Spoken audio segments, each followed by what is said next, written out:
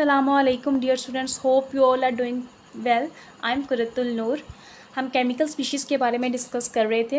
Previous video में मैंने chemical species क्या होती हैं उनकी डिफ़ाइन और आइंस को डिस्कस कर लिया था। आज हम मॉलिक्यूलर आइंस को और मॉलिक्यूलर आयन में डिफरेंस देखेंगे। पिछली में हमने एटम और आयन में डिफरेंस देखा था। आज मॉलिक्यूलर आयन में भी डिफरेंस देखेंगे। Chapter number 1 class 9 fundamentals of chemistry हम कर रहे हैं। सो मॉलिक्यूलर आयन पहले देख लेते हैं। आयन क्या था? एन एटम और group of atom having a charge on it. Atom या ग्रुप ऑफ एटम्स के ऊपर कोई भी चार्ज आ जाए, चाहे वो पॉजिटिव हो या नेगेटिव हो, तो हम उसको आयन कहते हैं। इसी तरह मॉलिक्यूलर आयन मॉलिक्यूल से निकले हैं ना, तो मॉलिक्यूल क्या है? कम्बिनेशन ऑफ एटम्स को कंबाइन करके, एटम्स को जब कंबाइन करते हैं तो मॉलिक्यूल बनता है हमारे पास। इसी तरह जब भी मॉलिक्यूल लूज़ करेगा और गेन करेगा इलेक्ट्रॉन को, तो it forms a molecular ion. यानी वो किसी को इलेक्ट्रॉन दे देगा अपना या किसी से इलेक्ट्रॉन ले लेगा, तो वो मॉलिक्यूलर आयन हम बना देते हैं। It forms a molecular ion बना देता है। उसके बाद देख लें मॉलिक्यूलर आयन और रेडिकल। मॉलिक्यूलर आयन को हम रेडिकल भी कहते हैं। वो वाले स्पीशीज़ हैं हैविंग जो पॉजिटिव और नेगेटिव चार्ज जिनके ऊपर होते हैं, उनको हम मॉलिक्यूलर आयन और रेडिकल कहते हैं उन स्पीशीज़ को। अब उसके बाद हम जनरेशन देख लेते हैं। इसकी जनरेशन क्या है, ये कैसे बनते हैं, कैसे जनरेट होते हैं। वो हमारे पास एक डिस्चार्ज ट्यूब है। डिस्चार्ज ट्यूब के अंदर हमारे पास 2 इलेक्ट्रोड्स हैं। एक एनोड है, पॉजिटिव चार्ज होता है एनोड के ऊपर, और एक कैथोड है, नेगेटिव चार्ज होता है कैथोड के ऊपर। ये दोनों इलेक्ट्रोड जो से हैं ये बैटरी के साथ कनेक्ट हुए हैं, और इनके दरमियान जो से है एनोड और कैथोड के दरमियान गैस मॉलिक्यूल्स हैं। डिस्चार्ज ट्यूब के अंदर गैस मॉलिक्यूल्स हैं। तो जो कैथोड है ना, जिनके ऊपर नेगेटिव चार्ज है, नेगेटिव चार्ज किनके ऊपर होता है? इलेक्ट्रॉन्स के ऊपर नेगेटिव चार्ज होता है ना। तो जो हाई एनर्जी वाले जो इलेक्ट्रॉन्स है ना, वो कैथोड में से निकलेंगे और गैस मॉलिक्यूल्स के ऊपर जाके टकराएंगे, बम्बार्ड होंगे उनके ऊपर। ठीक है, इसी तरह जब वो जाके बम्बार्ड होंगे ना हाई एनर्जी मॉलिक्यूल्स कैथोड से जब निकल के, तो हमारे पास मॉलिक्यूलर आयन फॉर्म हो जाएगा। मॉलिक्यूलर आयन जनरेट करेंगे ये लोग। क्या है?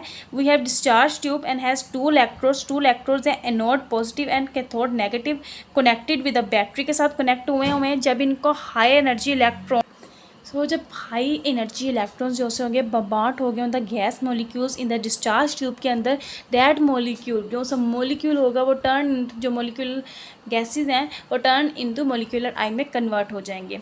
टाइप्स क्या हैं हमारे पास? इसी तरह हमारे पास मॉलिक्यूलर आयन जनरेट होता है। टाइप्स क्या है? केटायनिक मॉलिक्यूलर आयन और एनायनिक मॉलिक्यूलर आयन्स है। हमने आयन्स में भी देखा था केटायन आयन्स होते हैं और अनायन होते हैं। 2 टाइप्स के आयन्स होते हैं, केटायन्स और अनायन्स। केटायन जो से होते हैं पॉजिटिवली चार्ज होता है और वो लूज़ करते हैं इलेक्ट्रॉन को, तो एलिमेंट के ऊपर या एटम के ऊपर हमारे पास पॉजिटिव चार्ज आ जाता है। इसी तरह एनाइन जो से हैं वो नेगेटिव चार्ज होते हैं और वो गेन करते हैं। जैसे ही वो गेन करेंगे इलेक्ट्रॉन लेंगे किसी से, उनके ऊपर नेगेटिव चार्ज आ जाएगा। बिल्कुल सेम हेयर इधर ऐसे ही है। केटायनिक जो से molecular ion having a positive charge on it is cationic. जैसे हमारे पास मीथेन है, मॉलिक्यूल है ना, 2 एटम्स का कम्बिनेशन है ना, तो मॉलिक्यूल है। तो ये मॉलिक्यूलर आयन तब बनेगा जब इसके ऊपर पॉजिटिव या नेगेटिव आयन आ जाएगा। मीथेन है हमारे पास, हीलियम है हमारे पास, नाइट्रोजन के 2 मॉलिक्यूल्स है ना। इसी तरह मीथेन का जब हम एक इलेक्ट्रॉन निकालेंगे, ठीक है, ये कैसे बनता है? जिस तरह का हाइड्रोजन है, हमारे कार्बन ने 4 इलेक्ट्रॉन हाइड्रोजन के साथ बनाए हुए हैं, बॉन्ड किया हुआ है। जब अगर इसका एक इलेक्ट्रॉन हम तोड़ेंगे, यहाँ से एक इलेक्ट्रॉन निकलेगा, ठीक है, एक इलेक्ट्रॉन इधर से निकाल देंगे तो इसके ऊपर पॉजिटिव चार्ज आ जाएगा ना। एक इलेक्ट्रॉन इसने किसी को दे दिया तो इसके ऊपर नेगेटिव चार्ज पॉजिटिव चार्ज आ जाएगा ना। जब दे देते हैं तो पॉजिटिव चार्ज आता है, एक इलेक्ट्रॉन इसने निकाला है। इसी तरह एनायनिक में molecular ion having negative charge on it anionic बनता है। जैसे नाइट्रोजन है, ऑक्सीजन है हमारे पास, सल्फेट और फॉस्फेट। सल्फेट और फॉस्फेट जो से होते हैं वो रेडिकल्स भी हैं, उनको रेडिकल्स भी हम कहते हैं। आगे मैं डिफ़ाइन करूँगी रेडिकल्स क्या होते हैं। मैंने एलिमेंट्स में आप लोगों को रेडिकल्स के बारे में भी बताया हुआ है कि रेडिकल्स क्या होते हैं। कोई बात नहीं, अगर नहीं पता तो फिर मैं आपको फिर दोबारा एक्सप्लेन कर दूँगी, और आगे जाकर मैंने एक्सप्लेन करना ही है आप लोगों को। नेगेटिव एनायनिक में क्या होता है कि हम गेन करेंगे इलेक्ट्रॉन। ऑक्सीजन जो सा है 2 इलेक्ट्रॉन्स और नाइट्रोजन 1 इलेक्ट्रॉन गेन करके अपने ऊपर नेगेटिव साइन ले आएगा, नेगेटिव चार्ज ले आएगा, क्योंकि इन्होंने अपना ऑक्टेट रूल कंप्लीट करना है। अब जैसे ये है केटायनिक के पास ये इलेक्ट्रॉन्स दे देते हैं, किसी का भला कर देते हैं कि चलो आप अपना ऑक्टेट रूल कंप्लीट कर लो या आप अपना डुप्लेट रूल कंप्लीट कर लो, हमें तो ज़्यादा की डेफिशिएंसी है, कम की नहीं है, तो ज़्यादा तो हमें कोई भी नहीं देगा।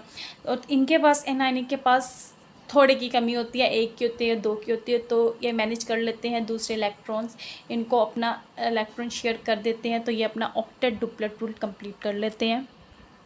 उसके बाद सल्फेट और फॉस्फेट मैंने बताया ये बहुत रेडिकल्स हैं और ये प्रेजेंट होते हैं प्लाज्मा। प्लाज्मा क्या है, जिस तरह हमने मैटर की 3 स्टेट्स पढ़ी है ना, सॉलिड, लिक्विड और गैस, इसी तरह हम प्लाज्मा मैटर की 4 स्टेट्स होती हैं, प्लाज्मा भी होता है। इंशाल्लाह आगे जाके मैं टोटली आप लोगों को ब्रीफली एक्सप्लेन करूँगी कि प्लाज्मा क्या चीज़ है। उसके बाद हम देख लेते हैं why cationic molecular ion are more abundant in nature. हमारी बुक में दिया हुआ है कि केटाइनिक मोलिकुलर आयन क्यों ज़्यादा अबंडेंट होते हैं नेचर में देन एन आयनिक की।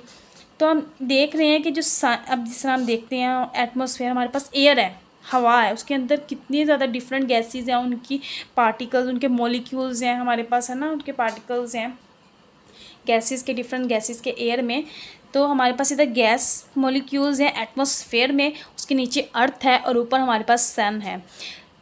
तो इधर से जो कॉस्मिक आयोनाइजेशन रेडिएशन जो कि आउटर रीजन स्पेस में से हाई एनर्जी प्रोटॉन या हाई एनर्जी न्यूक्लियस जो सा होता है ना, इसकी जो रेडिएशंस हैं जब वो बम्बार्ड होंगी, जब वो आके टकराएंगी गैस मॉलिक्यूल्स से, तो गैस मॉलिक्यूल्स को जो एनर्जी है ना वो हाई हो जाएगी, इंक्रीज़ कर जाएगी। तो जब इंक्रीज़ करेगी ना, तो जो इलेक्ट्रॉन्स होंगे, इलेक्ट्रॉन्स की जो एनर्जी है वो ग्राउंड स्टेट से एक्साइटेड स्टेट में चली जाएगी। ग्राउंड स्टेट क्या होती है कि जहाँ पे एनर्जी कम होती है, इलेक्ट्रॉन्स की एनर्जी कम होती है। एक्साइटेड स्टेट कौन सी होती है, जिसमें इलेक्ट्रॉन की एनर्जी ज़्यादा होती है, ठीक है। इस यानी कि लो एनर्जी स्टेट तो हाई एनर्जी स्टेट में चले जाएंगे ये लोग। जब कॉस्मिक आयोनाइजेशन रेडिएशन जब बम्बार्ड होगी गैस मॉलिक्यूल्स के अंदर के साथ, तो हमारे पास एनर्जी जो सी होगी गैस मॉलिक्यूल की इंक्रीज़ कर जाएगी, जिससे जो इलेक्ट्रॉन्स की एनर्जी है वो हाई हो जाएगी और इलेक्ट्रॉन्स जो से होते हैं वो लो एनर्जी स्टेट से ग्राउंड स्टेट एक्साइटेड स्टेट में चले जाएंगे। तो हम यही कह रहे हैं cationic molecular ions are more abundant in nature, के जो इलेक्ट्रॉन्स है वो रिलीज़ होंगे, मतलब निकलेंगे, उसके अंदर से इलेक्ट्रॉन्स निकलेंगे ना, बम्बार्ड होंगे, उनकी मॉलिक्यूलर आयंस जो से होते हैं उधर से निकलेंगे। तो जब निकलती है कोई चीज़ या कोई भी इलेक्ट्रॉन्स जब निकल जाते हैं किसी भी रिएक्शन में से, किसी भी कोई भी चीज़ बन रही हो उसमें से कोई चीज़ निकल रही है, तो उसके ऊपर पॉजिटिव चार्ज आ जाता है, इसीलिए हम कहते हैं cationic molecular ions are more abundant. उसके बाद मॉलिक्यूल और मॉलिक्यूलर आयन में डिफरेंस, जिस तरह हमने आयन में देखा था एटम और आयन का डिफरेंस, इसी तरह मॉलिक्यूल और मॉलिक्यूलर आयन का हम डिफरेंस देखते हैं। मॉलिक्यूल क्या होता है, it is the smallest particle of an element और compound which can exist independently. यानी कि ये जिस तरह हम एटम का देखते हैं, atom is the smallest particle of element matter का, इसी तरह ion is the smallest particle of ionic compounds, ion से मिलकर बना है तो आयंस ही हो, आयनिक कंपाउंड से मिलकर बना है ना तो आयंस होगा। इसी तरह ये स्मॉलेस्ट पार्टिकल है एलिमेंट और कंपाउंड का। जैसे हम कंपाउंड को देख लेते हैं, कंपाउंड क्या है, कम्बिनेशन ऑफ एटम्स का है, ठीक है। जब हमारे पास कंपाउंड है, अब ये वाटर का मॉलिक्यूल है, ये वाटर का मॉलिक्यूल है ना, कंपाउंड है, कंपाउंड के अंदर 2 एटम्स हैं, 2 एटम से बने हैं हाइड्रोजन और ऑक्सीजन। इसी तरह ओजोन है, ozone is also molecule, element देख लेते हैं ना, ये एलिमेंट है ना, ऑक्सीजन एलिमेंट है हमारे पास। एलिमेंट और कंपाउंड में क्या फ़र्क है, जो कंपाउंड है ना उसमें डिफरेंट एटम्स मिलकर मॉलिक्यूल बनाता है, ठीक है। डिफरेंट एटम है ना, हाइड्रोजन ऑक्सीजन डिफरेंट है, दोनों डिफरेंट एटम्स हैं और मिलकर मॉलिक्यूल बनाएगा वाटर का। इसी तरह ओजोन में 3 ऑक्सीजन मिलकर मॉलिक्यूल बनाएगा, मॉलिक्यूल ही बनाएगा ना ओजोन का। तो ये एलिमेंट्स है, एलिमेंट्स मिलके सेम एलिमेंट्स में सेम एलिमेंट्स मिलते हैं और कंपाउंड में डिफरेंट एटम्स मिलकर जो है मॉलिक्यूल बनाते हैं। स्मॉलेस्ट पार्टिकल है मॉलिक्यूल एलिमेंट्स का और कंपाउंड का, और एग्जिस्ट कर सकते हैं इंडिपेंडेंटली क्योंकि न्यूट्रल होते हैं, उनके ऊपर कोई चार्ज नहीं होता, इजीली रिएक्ट कर जाते हैं। उसी तरह it is formed by the gain और loss of electrons by a molecule. Molecular अभी हम पढ़ के आए हैं कि ये फॉर्म होता है बाय द गेन, इलेक्ट्रॉन लेने से और देने से बाय मॉलिक्यूल।